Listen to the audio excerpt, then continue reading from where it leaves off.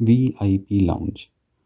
نماز سے فارغ ہو کر کیسر، اس کی بیگم جے اور ان کی اکلوتی بچی ارم اور میں، ہم سب ایئرپورٹ کی طرف روانہ ہو گئے۔ ارم اس بات پر مصر تھی کہ وہ ہمیں وداع کرنے ضرور جائے گی۔ ہم میں سے ارم واحد ہستی تھی جو حج کی خوشی سے چھلک رہی تھی اور ہماری روانگی کے واقعے کو ایک عظیم واقعہ سمجھ رہی تھی۔ ایئرپورٹ پر قدرت اور ڈاکٹر رفعت پہلے ہی موجود تھے۔ وہ دونوں یوں بیٹھے تھے جیسے وہ VIP لاؤنج نہ ہو بلکہ مدینہ منورہ کی کوئی مسجد ہو۔ ہم اس لاؤنج میں چپ چاپ بیٹھے رہے۔ صدیاں بیت گئیں۔ 3 بجے کے قریب قدرت کا PA داخل ہوا، کہنے لگا آپ کا طیارہ لیٹ چلے گا، میں اطلاع دوں گا۔ PA کے جانے کے بعد پھر سکوت طاری ہو گیا۔ پھر صدیاں بیت گئیں۔ فجر کی سفیدی چھلکنے لگی۔ دفتن آواز آئی، PIA کا طیارہ روانگی کے لیے تیار ہے۔ وہ میرا طیارہ تھا۔ میں اٹھ بیٹھا۔ علم خوشی سے چلانے لگی، بابا مبارک ہو۔ قدرت اور ڈاکٹر رفعت کو وہیں چھوڑ کر